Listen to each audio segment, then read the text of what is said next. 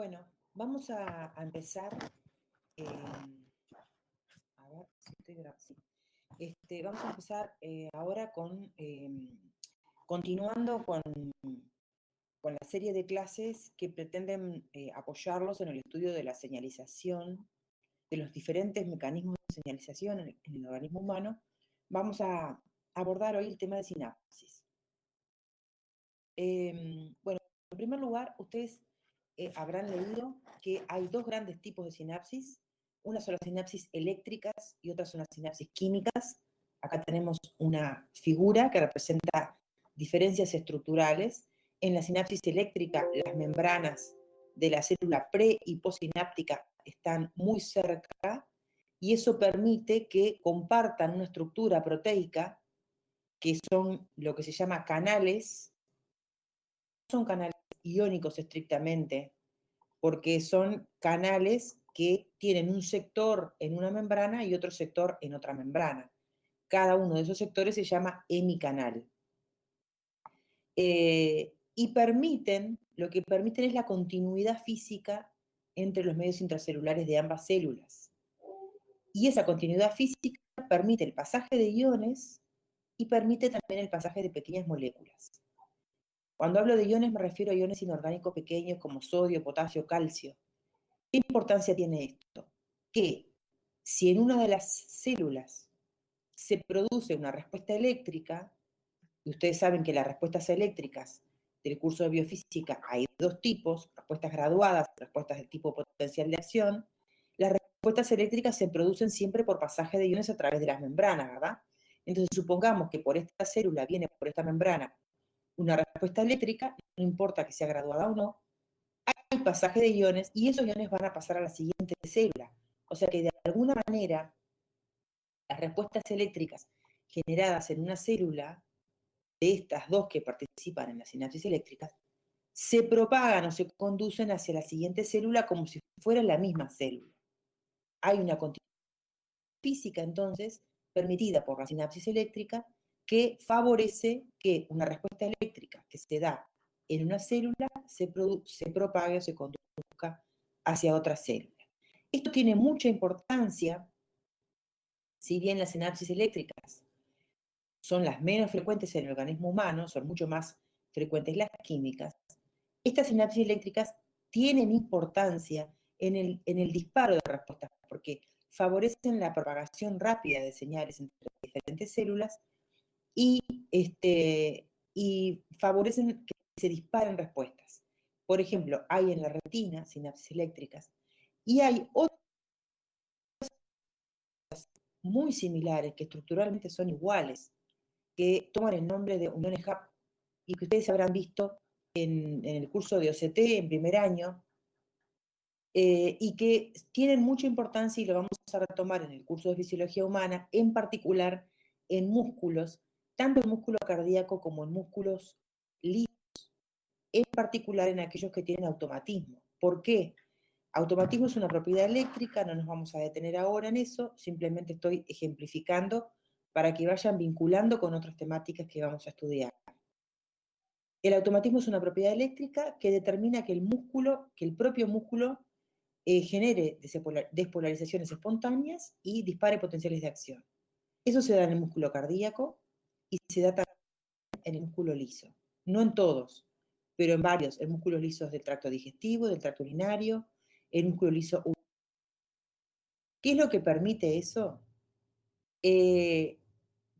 Estas células entonces en estos órganos, corazón y también en el músculo liso, los órganos que les comento que tienen automatismo, tienen estructuras de este tipo, como el de la sinapsis eléctrica, que se llaman uniones GAP, y que permiten que esa actividad eléctrica se propague rápidamente hacia otras células musculares. ¿Qué importancia tiene esto?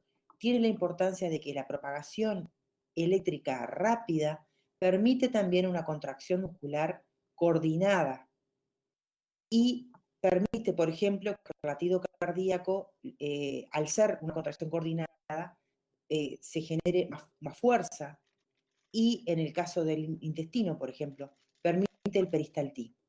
O sea que, volviendo a lo nuestro, a lo de hoy, estas estructuras proteicas hemicanales en una membrana y otra que permiten la continuidad física y el pasaje de iones entre diferentes células, tiene mucha relevancia funcional, no solamente en la sinapsis eléctrica, sino también en los mecanismos de comunicación entre células musculares en otros órganos. ¿Tá? Volvemos al sistema nervioso y nos quedamos con sinapsis eléctrica. Ahora vamos a ver la sinapsis química. La sinapsis química, en la sinapsis química, la, eh, el protagonista fundamental es el neurotransmisor. La gran mayoría de los neurotransmisores son hidrosolubles, eso significa que no atraviesan las membranas celulares fácilmente y que se almacenan en vesículas dentro de la célula presináptica. El neurotransmisor, cuando llega a determinado estímulo, la terminal sináptica, es liberado hacia la hendidura sináptica que está acá, y acá pueden pasar varias cosas. Que el neurotransmisor se una a una proteína que está en la membrana que está enfrente y que es la membrana postsináptica. Esta proteína toma el nombre de receptor, o sea, el neurotransmisor libera y se une a un receptor en la membrana postsináptica. Ese receptor es una proteína. Y la unión del neurotransmisor a ese receptor desencadena un efecto que ahora vamos a estudiar cuál puede ser. ¿Qué otra opción hay? ¿Qué otras cosas ocurren cuando se libera un neurotransmisor? Bueno, además de unirse a un receptor, también ese neurotransmisor difunde por la hendidura, es degradado por enzimas que están presentes, es recaptado por la propia neurona que lo libera, es también captado por células gliales que cumplen funciones muy importantes, eh, controlando de alguna manera la disponibilidad de sustancias en el medio extracelular y evitando, por ejemplo, lo voy a decir de una manera un poco coloquial, evitando, digamos, intoxicaciones de las neuronas. ¿Tá?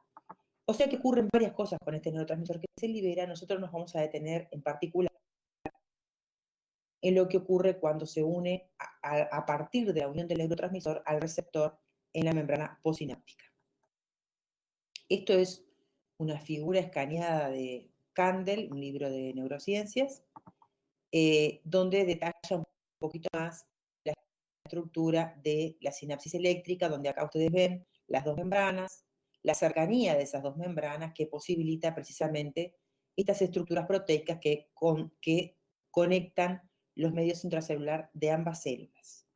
¿Qué particularidad tienen además las sinapsis eléctricas? Estos canales, que como decíamos están formados por dos hemicanales, y cada hemicanal tiene estas estructuras que se llaman conexinas, cada subunidad. Las sinapsis eléctricas habitualmente están abiertas en condiciones fisiológicas. Esto también pasa en las uniones GAP que yo les mencionaba, el músculo cardíaco, y es muy importante esto de que estén abiertas fisiológicamente precisamente para que las respuestas puedan ser rápidas.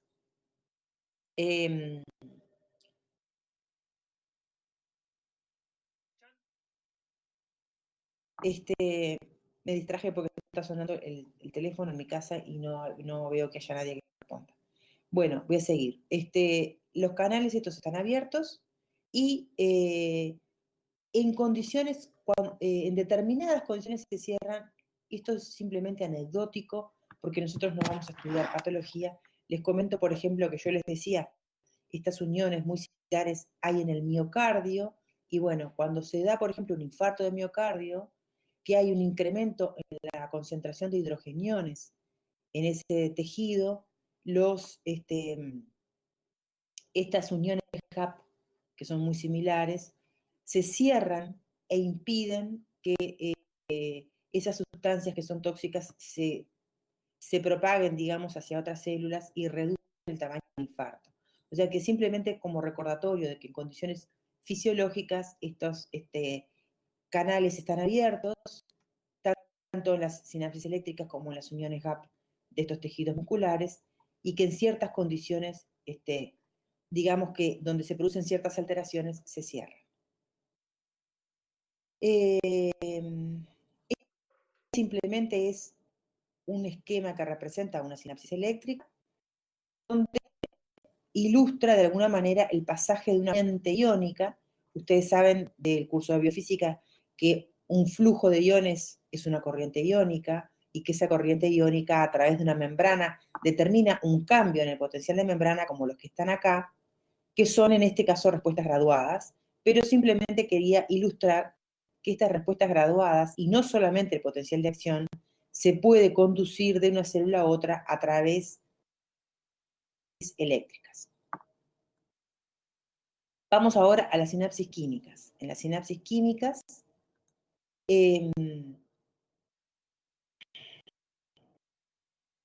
a ver qué pasó. Dejé de compartir sin querer. En las sinapsis químicas tenemos dos células, una presináptica y otra posináptica, separadas por una hendidura. Quería ocultar este mensaje y sin querer dejé de compartir.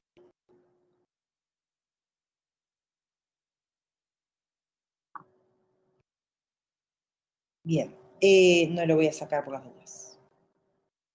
En la sinapsis, entonces, química, tenemos dos células. Acá lo que está representada es la terminal presináptica, y vieron que tiene esta estructura, esta forma que se llama botón presináptico.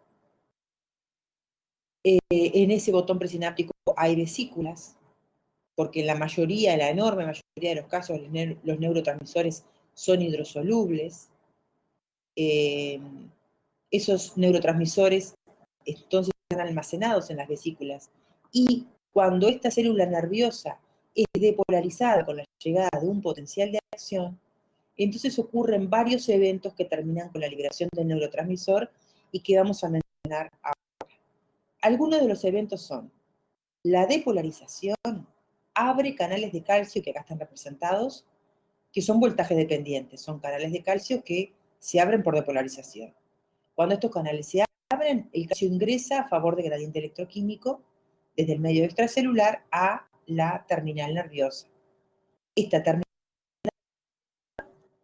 en su interior, y se incrementa la concentración de calcio intracelular.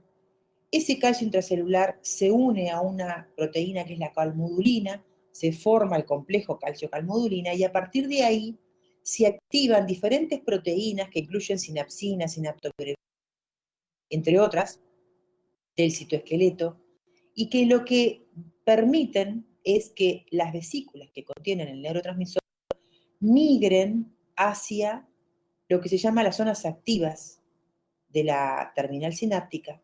En esas zonas activas, la vesícula se une a la membrana. Acá vieron que está representado con, digamos, como a mayor aumento sería si esto fuera histológico, un dibujo.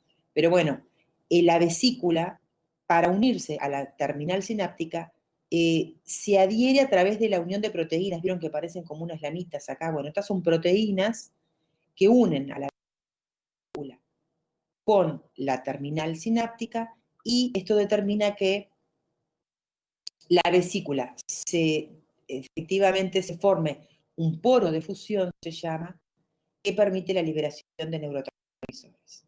Esto es lo mismo. Quiero ocultar eso.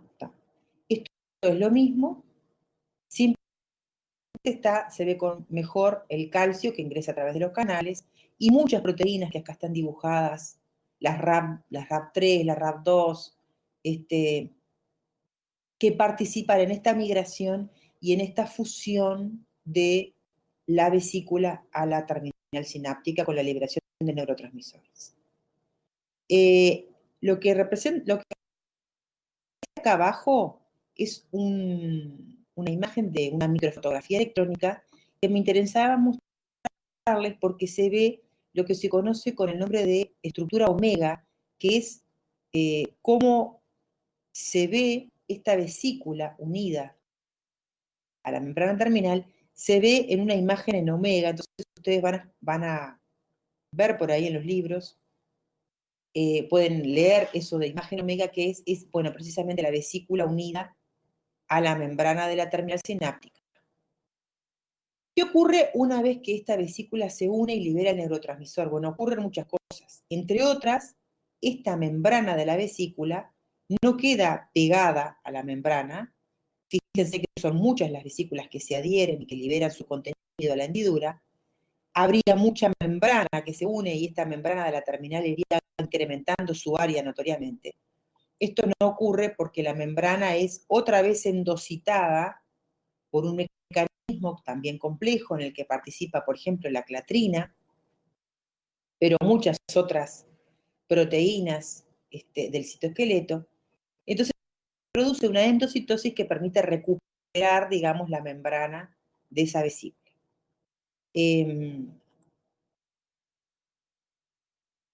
Bueno, ahora vamos a ver qué pasa entonces con más detalle con este neurotransmisor que se libera a la hendidura, y en este dibujo vemos cómo se une a proteínas receptoras de la membrana postsináptica. Vamos a ver qué pasa a partir de ese momento. A partir de que el neurotransmisor es liberado, decíamos, se unen a receptores en la membrana postsináptica, pero también difunde, también es degradado por enzimas, también es recaptado por la propia terminal, también es captado por células gliales. Ahora vamos a detenernos a lo que ocurre cuando se une al receptor. El receptor es una proteína que está en la membrana postsináptica y hay varios tipos de receptores, pero hay básicamente dos grandes tipos de receptores. Este que aparece acá, aparentemente por el dibujo, es un receptor acoplado a proteína G. La proteína G une GTP, de ahí el nombre de proteína G, y se desencadena a partir de esa proteína G fosforilación de proteínas que habitualmente son canales iónicos de la propia membrana postsináptica que modifican su actividad, ya sea se abren o se cierran. No siempre tienen que abrirse, también se pueden cerrar. Y ese canal iónico además puede ser un canal que deja pasar cationes hacia adentro, hacia afuera, o que deja pasar aniones hacia adentro o hacia afuera. En última instancia, este neurotransmisor, la unión del neurotransmisor a un receptor, siempre termina modificando la conductancia iónica de la membrana postsináptica, por lo tanto, termina modificando el pasaje de iones a través de esta membrana y termina generando una nueva respuesta eléctrica en esta membrana que se va a llamar potencial postsináptico, simplemente porque se produce en la membrana postsináptica como consecuencia de la unión del neurotransmisor. Acá hay dos tipos de receptores. Dijimos que hay dos grandes tipos de receptores. Una opción, el de la derecha, que acá aparece como B, es el que veíamos recién. El neurotransmisor se une a una proteína receptora acoplada a proteína G, que secundariamente va a modificar a través de fosforilación o desfosforilación de canales iónicos, va a modificar la actividad de ese canal iónico que está también en esta membrana, aunque acá no está representado.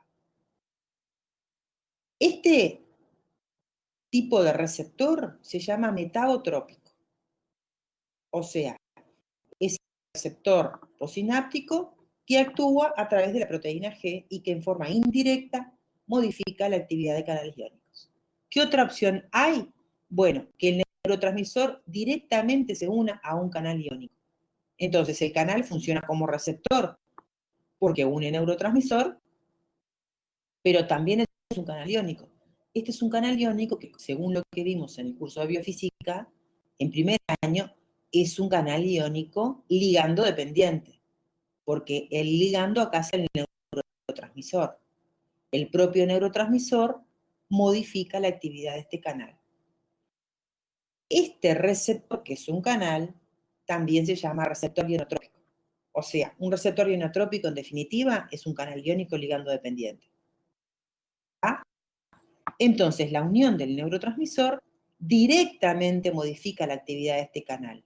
Lo abre, lo cierra, y si lo abre, van a pasar iones que pueden ser cationes, que pueden ser aniones, que puede ser la corriente entrante o puede ser saliente, porque en definitiva eso depende del potencial de equilibrio electroquímico de cada ion. No depende del receptor y no depende del neurotransmisor. ¿Está? Entonces también se va a producir una corriente iónica o un cambio en una corriente iónica y por lo tanto también va a haber un efecto en el potencial de membrana que podrá ser hacia valores más positivos, entonces estaré ante una depolarización, o hacia valores más negativos, entonces estaré ante una hiperpolarización. Y eso tiene un nombre particular, que son estos. Cuando en una membrana postsináptica se produce una depolarización, que es lo que vemos acá arriba, o sea, un cambio en el potencial de membrana hacia valores más positivos, eso toma el nombre de potencial postsináptico excitatorio. ¿Por qué se llama excitatorio? Porque al depolarizar favorece que se produzca, que se dispare un potencial de acción. No lo garantiza, pero lo favorece. Por eso se llama excitatorio. ¿Qué pasa cuando el cambio en el potencial de membrana es hacia valores más negativos? Bueno, ya sabemos que esto se llama hiperpolarización. ¿Qué ocurre con la probabilidad de que se dispare un potencial de acción? Y bueno, si yo alejo el potencial de membrana del umbral, la probabilidad disminuye. O sea, este potencial, que es una este potencial postsináptico, que es una hiperpolarización, disminuye la probabilidad de que se dispare un potencial de acción. Por eso mismo se llama inhibitorio, potencial postsináptico inhibitorio. ¿Impide que se produzca un potencial de acción? No, no lo impide, disminuye la probabilidad. Y esto es lo que tenemos acá. El potencial postsináptico excitatorio es una depolarización, por lo tanto aumenta la probabilidad de que se dispare el potencial de acción. El potencial postsináptico inhibitorio es una hiperpolarización, por lo tanto disminuye la probabilidad de que se dispare el potencial de acción. Ni el primero garantiza ni el segundo impide que se produzca un potencial de acción. ¿Por qué? Lo vamos a ver al final de la clase, porque las neuronas reciben hacen muchas sinapsis y reciben muchas aferencias e integran lo que reciben a partir de neuronas. Entonces pueden potenciales excitatorios, inhibitorios, y todo eso, como son respuestas graduadas, se suman, y el resultado de todo eso, en definitiva, es lo que va a determinar que se genere o no un potencial de acción. Acá está, entonces, resalta como obligatorio que un potencial inhibitorio no impide que se dispare el potencial de acción y un excitatorio no garantiza que se dispare. Bueno, otra vez, es un receptor ionotrópico, o sea, es un canal ligando dependiente, y este es un canal metabotrópico, o sea que, un receptor metabotrópico, es decir, que en forma indirecta modifica la actividad de un canal iónico. ¿Qué es lo que está representado acá como idea grande? Bueno, que como en el caso de que el propio neurotransmisor modifique un canal iónico, o sea que el receptor sea ionotrópico, es rápida el cambio en la permeabilidad iónica y la respuesta en la generación de la respuesta de un potencial postsináptico es rápida. Vieron que acá tenemos una escala de tiempo de 10 milisegundos. Ahora, si la unión del neurotransmisor es a través de la proteína G, entonces se modifica una ciclasa que cambia el AMP cíclico, que modifica la actividad de una proteína quinasa que fosforila el canal y que cambia su actividad, bueno, eso lleva más tiempo. Entonces, el potencial postsináptico demora un poco más en producirse y vieron que acá 20 segundos. Tengan en cuenta que esto es 10 milisegundos y esto es 20 segundos. Tengan en cuenta que un milisegundo es 1000 veces más chico que un segundo. O sea, un milisegundo es 10 a la menos 3 segundos. O sea que la diferencia de tiempo es enorme entre una y otra, por más que estemos a nivel de los milisegundos. Bueno, continuamos. Una idea muy importante, un concepto muy importante. Un mismo neurotransmisor se puede unir a diferentes receptores y producir distintos efectos. Depende de a qué receptor se una un neurotransmisor dado, qué efecto tenga. Este es un ejemplo que lo vamos a ver de nuevo más adelante, simplemente para reafirmar esta idea. Es el caso de la acetilcolina. La acetilcolina se puede unir a un tipo de receptor que es un canal iónico, o sea que es ionotrópico, produciendo esta respuesta, o sea, excitatoria, y el mismo neurotransmisor a otro receptor en otra célula que es metabotrópico y que produce este otro efecto.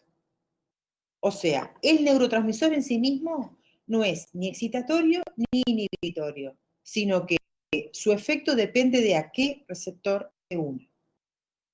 Eso es lo que está en todos los libros. El ejemplo del glutamato. El glutamato es el principal neurotransmisor en el sistema nervioso. Tiene diferentes tipos de receptores, algunos ionotrópicos, algunos metabotrópicos, y tiene diferentes efectos también. Puede ser excitatorio o puede ser inhibitorio. Casi siempre es excitatorio el glutamato. La mayoría de los receptores que unen glutamato generan potenciales sinápticos excitatorios, o sea, de polarizaciones. Casi siempre, pero no siempre. Bien, esto es un caso particular de glutamato, lo vamos a dejar de lado. El neurotransmisor glutamato suele ser excitatorio, en tanto que el GABA es el ácido gamma aminobutírico, es otro neurotransmisor muy conocido, suele ser inhibitorio. Esto está entre comillas, porque lo tomé de por ahí, de algún libro, y precisamente tiene que ver con esto. Los diferentes neurotransmisores, la glicina también suele ser inhibitoria, pero no quiere decir que el neurotransmisor GABA y la glicina sean inhibitorios, sino que la mayoría de los receptores que unen GABA o glicina tienen un efecto inhibitorio, o sea que producen un potencial postsináptico que es una hiperpolarización. ¿Está? La bibliografía dice que un potencial sináptico, sea excitatorio o inhibitorio, depende del receptor sináptico del neurotransmisor. Bueno, por eso mismo que acabamos de explicar. ¿Está? Como recordatorio, entonces, o a modo de declaración, en realidad esto ya lo expliqué antes, pero vamos a... No, esto no lo dije antes. A modo de aclaración, un neurotransmisor que activa una corriente catiónica entrante, o sea, entran cationes a la célula postsináptica, produce una depolarización, por lo tanto, produce un potencial postsináptico excitatorio. Un neurotransmisor que activa en forma directa o indirecta, ¿verdad?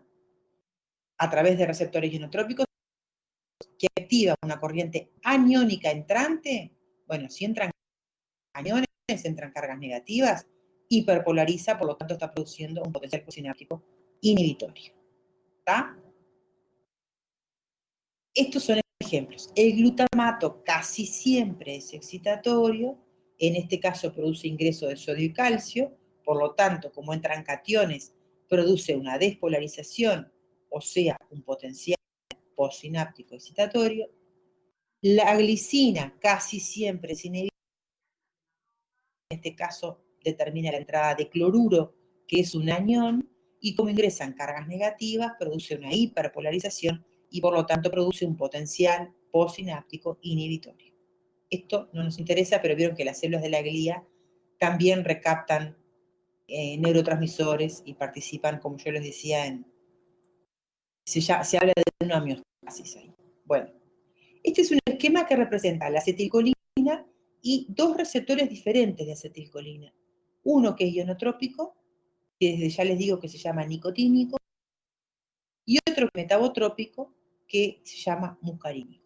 O sea que la misma acetilcolina es un ejemplo más de neurotransmisor que tiene diferentes receptores y que en particular nos interesa porque este receptor, el nicotínico, que es ionotrópico, participa en la sinapsis neuromuscular en el músculo esquelético, y este metabotrópico, que es muscarínico, participa en la sinapsis neurovegetativa con el músculo cardíaco, y también ambos son sumamente relevantes en la fisiología. Esto simplemente, esta imagen, lo que queríamos simplemente era hacer una analogía para facilita recordar toda esta información que estamos leyendo. Nosotros vimos en la charla anterior que quedó grabada, era sobre traducción sensorial, y vimos que había dos grandes mecanismos de traducción sensorial, directa e indirecta. La traducción directa era cuando el propio estímulo abría canales iónicos o cerraba. Y habíamos visto el caso de las células ciliadas internas del oído, que tenían canales de potasio, que cuando los cilios se movían los estereocilios se movían hacia el más largo, se abrían canales de potasio y en esta célula en particular ingresaba potasio, produciendo una despolarización. Bueno, acá el propio estímulo abre el canal. Esto es una traducción directa, dijimos, y esto se parece mucho a ¿qué? A lo que acabamos de ver acá, a el receptor ionotrópico. El propio neurotransmisor abre o cierra el canal. O sea que en la traducción directa de estímulos se parece mucho a la acción de un neurotransmisor en un receptor ionotrópico. El propio estímulo abre el canal o cierra, el propio neurotransmisor abre o cierra el canal. ¿Qué otro mecanismo de traducción habíamos visto? El indirecto, y habíamos visto el ejemplo de la fotorrecepción en los bastones de la retina, que a partir de la luz se encadenaban varios efectos, actuaba una proteína G, se modificaba una actividad enzimática, etcétera, y se producía en este caso una hiperpolarización, un potencial receptor que es una hiperpolarización. O sea que acá veíamos que como había varios pasos, el mecanismo de traducción es indirecto. ¿A qué se parece? Se parece al caso del neurotransmisor que se une a un receptor acoplado a proteína G. También es indirecto. No se abre directamente el canal, sino que hay pasos intermedios que además veíamos hace un ratito que produce un retraso en el tiempo y que mientras el potencial sináptico en el caso del receptor metabotrópico demora varios segundos, aparecía una escala de tiempo ahí de 20 segundos, este otro era de 10 milisegundos. Bueno, en la traducción sensorial hay mecanismos que ven que son muy parecidos. La traducción directa se parece a la unión del neurotransmisor a un receptor ionotrópico, y la traducción indirecta se parece a la unión del neurotransmisor a un receptor metabotrópico. Este esquemita del medio era el que habíamos utilizado para ver que en el caso del gusto, de que en el caso del gusto habían varios dependiendo de cuál fuera la molécula que se unía, o sea que en el gusto había traducción directa e indirecta. ¿Tá? Esto simplemente es una comparación para que veamos que los mecanismos de señalización en el organismo humano se repiten o son muy parecidos y que, bueno, en definitiva eso sería bueno que nos ayude a recordar. Yo creo que los análisis comparativos tienen esa ventaja. Vamos ahora concretamente a la acetilcolina. Decíamos, la acetilcolina es un ejemplo de neurotransmisor que tiene dos receptores y que nos interesan en particular. El receptor nicotínico es ionotrópico, produce ingreso de cationes y produce una respuesta postsináptica excitatoria, o sea, una depolarización. Este es el que se da, decíamos, en la sinapsis neuromuscular, que desde ya le digo que es la sinapsis que tiene lugar entre una neurona motora y una célula del músculo esquelético. El músculo esquelético son los músculos que se insertan en el esqueleto. Y la gran mayoría de ellos permite la locomoción. Forman parte del sistema locomotor y permiten la locomoción, ¿verdad?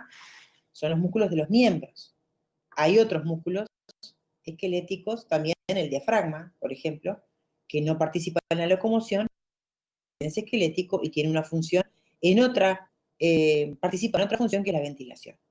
Volviendo a la acetilcolina, receptor nicotínico ionotrópico, ingresan cationes, se produce una despolarización en la célula muscular, porque este receptor está ubicado en la membrana postsináptica, y como esto es una sinapsis neuromuscular, es en la célula muscular donde se produce esta respuesta, que es una depolarización y que por lo tanto es un potencial postsináptico excitatorio. ¿Qué pasa cuando el músculo en lugar de ser esquelético es cardíaco? Pasan varias cosas. Bueno, para empezar, la sinapsis no es la misma. Vamos a ver después que la sinapsis neuromuscular está muy cerca la neurona de la célula muscular. En las sinapsis neurovegetativas hay mayor distancia entre la fibra nerviosa, que además tiene otra geometría, y la célula muscular. O sea que hay mayor distancia. Y en este caso, el receptor de la acetilcolina es muscarínico y además lo que hace es incrementa la salida de potasio en forma indirecta, por supuesto, porque el receptor es muscarínico. Pero la acción de la acetilcolina, que además en el caso del corazón implica que una actividad parasimpática, es el parasimpático el que libera acetilcolina y produce este efecto, se produce salida de potasio y la salida de cationes determina una respuesta hiperpolarizante. Por lo tanto, el efecto es que genera un potencial postsináptico inhibitorio. Entonces acá tenemos sinapsis neuromuscular entre neurona motora y músculo esquelético. El receptor en la célula muscular de acetilcolina es nicotínico, es ionotrópico y produce una depolarización, un potencial postsináptico excitatorio. Sinapsis neurovegetativa, parasimpático en el corazón, la acetilcolina se une a un receptor metabotrópico, muscarínico, que produce una hiperpolarización, por lo tanto, un potencial sináptico inhibitorio. Es un ejemplo claro y de suma relevancia de que un mismo neurotransmisor produce efectos opuestos dependiendo de a qué receptor se une.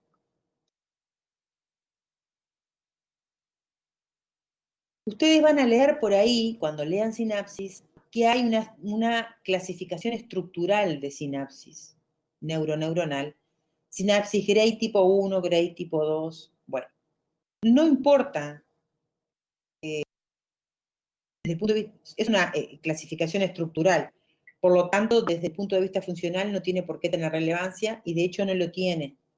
Lo que sí les comento es que casi siempre la sinapsis Gray tipo 1 es excitatoria y casi siempre la sinapsis Gray tipo 2 es inhibitoria.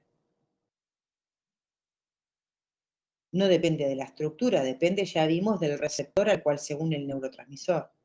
Simplemente se los menciono porque lo pueden leer por ahí, pero también le quito trascendencia porque desde el punto de vista funcional no nos interesa. Cuando hablábamos de que los PPCE excitatorios o inhibitorios, PPS es excitatorio, PPSI es inhibitorio, todo esto, decíamos, que tenga un efecto realmente excitatorio o inhibitorio, en definitiva, depende de qué hace la neurona con todo lo que le llega. Una misma, acá representada dos sinapsis. Cada neurona presináptica que hace sinapsis esta es una aferencia. La aferencia llega, digamos, trae información. La eferencia se lleva la información hacia otro lugar. Acá tenemos una neurona que recibe una aferencia excitatoria, está acá, y la misma neurona que recibe otra aferencia inhibitoria porque produce esta respuesta. Pero esta neurona recibe varias aferencias a la vez. Entonces, lo que resulte, lo que produzca esta neurona, va a depender de lo que hace con todo lo que le llega. A eso se le llama integración sináptica. Integración sináptica es, en definitiva, lo que hace la neurona con toda esa información que le llega, con todos esos PPSE y PPCI, que en definitiva lo que hace es lo suma. Tanto los excitatorios como los inhibitorios se suman y el resultado final en este caso es una respuesta, una depolarización, pero podría ser una hiperpolarización. Podría ser una depolarización tan grande que alcance el umbral y que dispare un potencial de acción en esta célula. aún habiendo recibido esta célula respuestas inhibitorias. Por eso hoy decíamos que el hecho de que se produzca un potencial posináptico inhibitorio en una neurona no significa que se impida que se dispare un potencial de acción. Si ese potencial inhibitorio se suma a otras respuestas graduadas y lo que predomina es la depolarización, entonces la suma de todo eso va a ser una depolarización y eventualmente se podría llegar a un umbral y se podría disparar un potencial de acción. Bien, acá tenemos algunos ejemplos de esa sumación. Sumación, hay dos grandes tipos de sumación, temporal y espacial. La sumación temporal significa que a la misma neurona le llega, como es temporal, en dos momentos diferentes, una aferencia que va a tener un efecto en esa neurona y que como le llega seguido, le llega una y enseguida le llega otra, se puede sumar. ¿Por qué se puede sumar? Vamos a considerar en este esquema esta neurona que dice acá que es motora, pero en realidad no importa que sea motora o no, simplemente es una neurona que recibe una aferencia de la neurona sensorial 1 y otra aferencia de la neurona sensorial 2. ¿Está? Aferencia 1, aferencia 2. Vamos a descartar por ahora la 2. Vamos a obviarla a la 2. Nos vamos a quedar solamente con la 1. Esta neurona sensorial libera neurotransmisores y produce un determinado efecto en esta otra neurona motora que es, como acá vemos, la sinapsis 1. Esta respuesta sería un potencial de acción que se da en esta primera neurona, libera neurotransmisores y en la neurona motora produce esta respuesta que es una depolarización, o sea, un potencial postsináptico excitatorio. Se liberaron neurotransmisores que quedaron ahí en la hendidura, por más que se degraden, por más que se recapten, por más que las glías estén participando, por más que difunda, un poquito queda. Entonces, si queda un poquito, si todavía hay neurotransmisor cuando llega otro estímulo por la neurona, entonces la nueva liberación de neurotransmisor incrementa mucho la cantidad de neurotransmisor disponible en la hendidura y eso determina que esos neurotransmisores que quedaban ya estaban teniendo un efecto, ya estaban, por ejemplo, abriendo canales, entonces ahora se abren más canales. Y eso es lo que explica que se sume el potencial postsináptico. O sea que esto es una sumación temporal porque se produce en un mismo lugar porque se repite de alguna manera el estímulo. Se repite la aferencia, digamos, se suman más neurotransmisores y esto amplifica la respuesta. Se produce una sumación y un potencial postsináptico excitatorio de mayor amplitud por sumación temporal. ¿Está? Cuando la sumación es espacial, no tengo que el estímulo se repite en el tiempo, sino que se dan dos estímulos a la vez en dos lugares diferentes.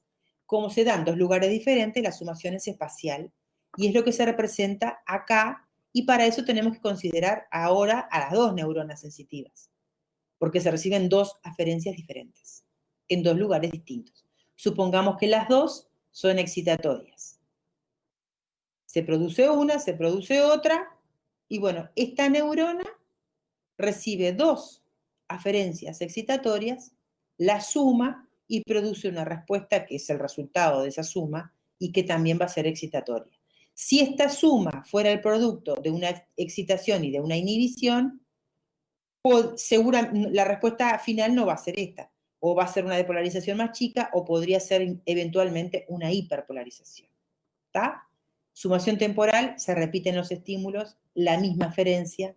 Sumación espacial, no se repiten, sino que hay dos aferencias diferentes en el mismo momento, pero en dos lugares distintos. Habitualmente con negro se presentan las inhibitorias y en blanco o en gris las excitatorias. Bueno, acá tenemos a su vez una sinapsis inhibitoria que afecta a la membrana presináptica y en definitiva eso hace que se libere menos neurotransmisor. Esto sería una inhibición presináptica. Podría haber una facilitación presináptica si esta neurona recibe a su vez una aferencia excitatoria, entonces se libera todavía más neurotransmisor. ¿Está? Seguimos, esto no lo vamos a detener. Vamos a ver un caso particular para integrar lo que venimos viendo hasta ahora en estas clases.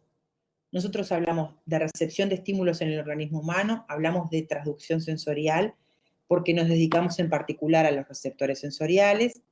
Simplemente a modo de recordatorio, la recepción de estímulos en el organismo humano no depende únicamente de la actividad de receptores sensoriales, porque no siempre participan receptores sensoriales en la recepción de estímulos.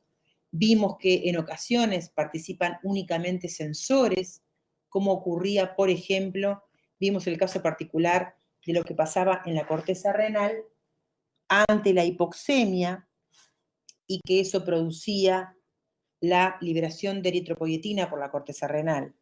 Ahí no había ningún receptor sensorial, ninguna célula especializada, sin embargo había sensores en células del propio tejido conectivo que desencadenaban una respuesta homeostática. Bueno, volviendo, vamos a ver un ejemplo concreto, sencillo, que nos permite ir integrando todo esto que venimos estudiando, la recepción de estímulos, también con la sinapsis neuromuscular en este caso, donde vemos, este esquema muestra una neurona sensitiva. Si la neurona se llama sensitiva, quiere decir que lleva información hacia el centro nervioso. Esta neurona sensitiva es una neurona que recibe información de un uso muscular, o uso neuromuscular también se llama, que es un receptor específico. Lo vimos como ejemplo en la clase de receptores sensoriales. Es un propioceptor, porque se encuentra en el músculo, y su estiramiento desencadena un reflejo que se llama reflejo miotático, que mencionamos ya. Este receptor, por ser receptor, en él tiene lugar el proceso que vimos de transducción sensorial, que se desencadena a partir del propio estímulo. Acá el estímulo es mecánico, el mecanismo de transducción es directa, y esta respuesta que aparece acá eléctrica son potenciales receptor, que cuando alcanzan determinado umbral producen potenciales de acción, y como esta célula es una neurona, es excitable, genera potenciales de acción, y se propaga sin decremento a lo largo de toda la célula.